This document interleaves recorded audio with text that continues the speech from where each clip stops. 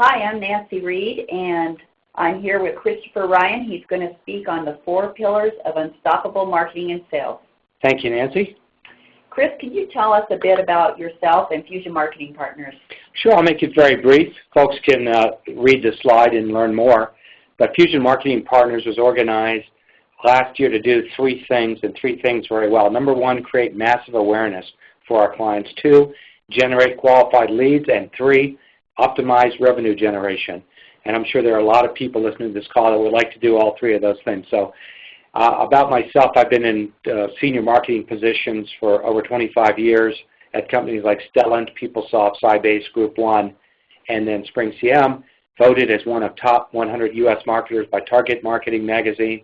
I do a fair amount of speaking and writing on marketing and technology topics, and recently published my 4th book called How to Create an Unstoppable Marketing and Sales Machine, which you can get at either Amazon or Barnes & Noble. Again, How to Create an Unstoppable Sales and Marketing Machine. So, Chris, how did you come up with the concept of the 4 pillars? That's an interesting question. Basically, what we tried to do, we sat down and went through all of the different functions that a marketing organization, marketing and sales organization have, and we came up with over 20, I think the number was 23, separate, unique, identified functions. And just like the Pareto principle says that you get 80% of the results from 20% of the activities, likewise, we try to determine where you get the massive results from a fewer number of activities. We determined that these 4 pillars would give you by far the best return on your investment and the best results for the amount of effort and dollar investment that you put into them. Can you give us a quick overview of each of the 4 pillars? Sure, happy to. And again, we're going to have follow-up video casts at this same location on each of these 4 in the coming weeks, but I'm going to give you a really top-level overview. The first pillar that you need is a compelling brand promise. And when we talk about brand promise, you might refer to it or heard of it as a value proposition or a unique selling proposition.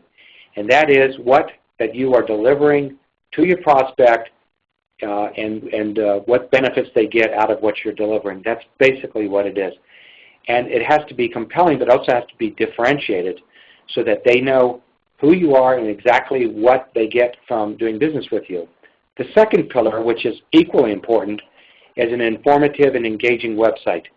Now, most of us, myself included, go to the website when they hear about a company, and if we can't find the right information on the website, if your website is not engaging, fresh, up-to-date, and creating mechanisms for me to interact, I'm probably not going to do business with your company.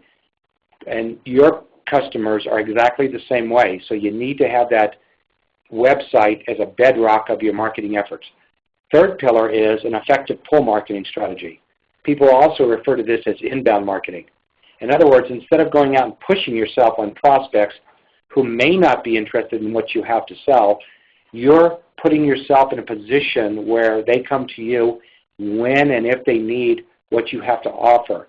What this does is it cuts your cost of customer acquisition way down. Your marketing costs relative to the results are much lower, and it can really create a groundswell of interest and sales for your company.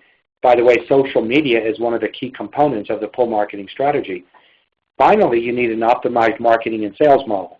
What I mean by that is everything from when you first make someone aware of who you are and what you do, all the way through the time that you close the sale, those processes, and there could be, depending on what sales and marketing methodology you use, there could be 6 steps, there could be as many as 15 steps.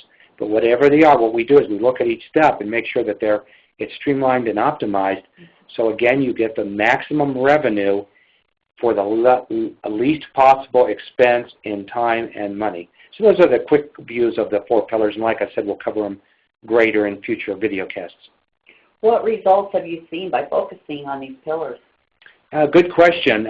Actually, I'll just give you some quick sort of top-of-the-head results. The last job I had in the software industry for a fast-rising company, we were able to increase their website traffic by 60% we were able to triple the number of leads that they generated at the same budget. So think about that, 3 times as many leads at the same budget expenditure. And we were able to drop their cost of their new customer acquisition by 40%. These are the kind of metrics that your CFO is going to love, your CEO is going to love, everybody's going to love. And we've seen similar results, in fact, in some cases a little bit better results for the clients that we work with. Great, Chris. How can we learn more about these marketing best practices? Well, if you look at the screen right here, we've got my contact information. Our website is fusionmarketingpartners.com. My email address is right there if you have specific questions about any of the aspects of the 4 pillars or you want to discuss how we can help your company. Also, we have available for download a white paper that covers the first pillar. It's about branding and positioning. It's called 6 Steps to Position Your Company for Greatness. And if you go to that URL right there, again, fusionmarketingpartners.com/brand. If you forget the /brand, the offer is available right on the home page at fusionmarketingpartners.com, as well as several other offers. So I encourage you to listen to the future videocast that we'll have, and I thank everyone for listening. Thanks, Chris. This was very interesting, and I can see a real benefit for companies to focus on these 4 pillars. Thank you, Nancy.